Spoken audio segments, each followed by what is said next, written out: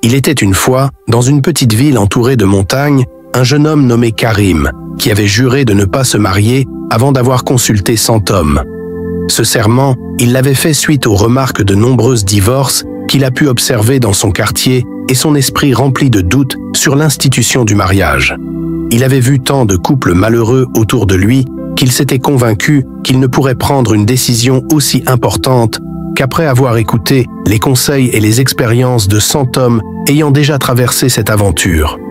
Les jours se transformèrent en semaines, puis en mois, alors que Karim rencontrait un homme marié après l'autre.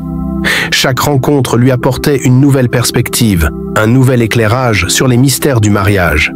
Certains lui parlaient avec amour et passion de leurs épouses, racontant comment elles avaient transformé leur vie pour le mieux.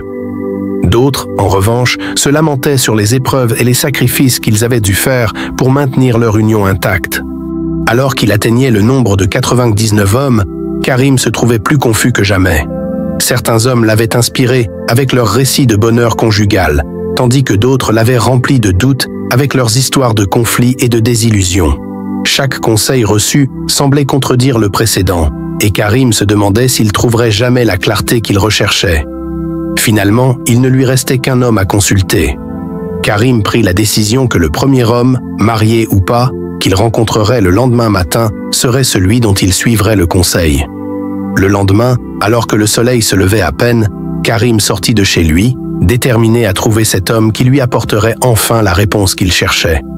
Mais le destin est souvent capricieux. Alors qu'il marchait dans les rues encore désertes de la ville, Karim tomba nez à nez avec un homme étrange, un fou selon les habitants, qui chevauchait un bâton en bois comme un enfant jouant à être un chevalier. Karim fut déconcerté. Comment un homme considéré comme fou pouvait-il être le 100e? Devait-il vraiment écouter cet homme ou trahir son serment? Cependant, Karim était un homme d'honneur, et il s'approcha du fou malgré ses réticences.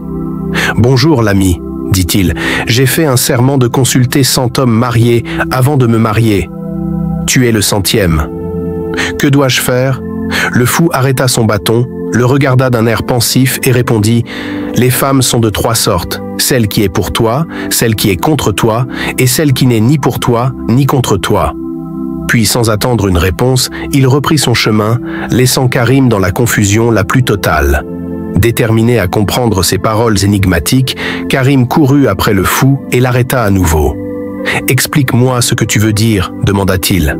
Le fou, avec un air de sagesse mêlé de malice, lui expliqua « Celle qui est pour toi est la femme vierge. Son cœur et son amour sont pour toi, et elle ne connaît personne d'autre.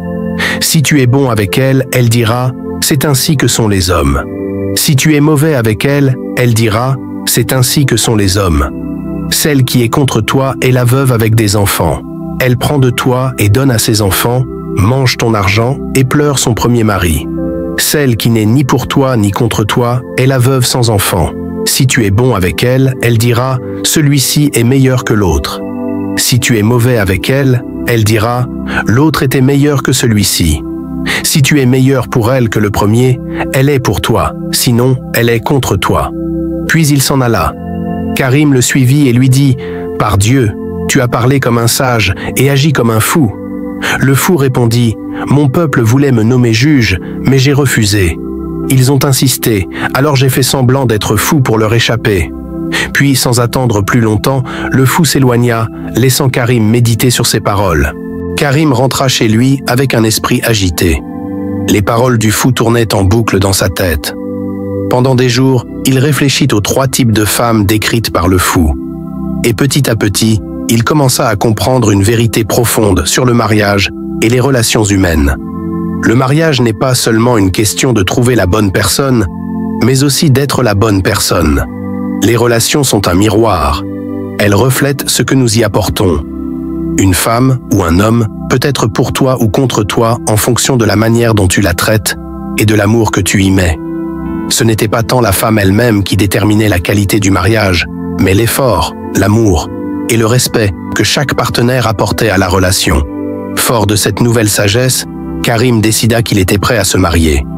Il décida de chercher une femme qu'il aimerait pour ce qu'elle était, tout en s'efforçant d'être un mari qui mériterait cet amour. Et ainsi, Karim trouva une femme qui partageait ses valeurs, ses rêves et sa vision de la vie. Leur mariage fut rempli de défis, de moments de joie et de tristesse, mais Karim se rappela toujours les paroles du fou. Chaque jour, il travailla à être le meilleur mari possible, sachant que l'amour n'était pas un don passif, mais un effort actif. L'histoire de Karim nous enseigne une leçon précieuse. Dans la vie, et surtout dans le mariage, ce que l'on reçoit est souvent le reflet de ce que l'on donne. Il ne s'agit pas seulement de chercher le partenaire parfait, mais de travailler ensemble pour créer une relation solide, basée sur l'amour, le respect et la compréhension mutuelle. Le mariage, comme toute relation, est un voyage, plein de rebondissements, de défis, mais aussi de moments inoubliables. Et ainsi, Karim et sa femme vécurent une vie remplie d'amour, de complicité et de sagesse, prouvant que les meilleures leçons de vie viennent parfois des sources les plus inattendues.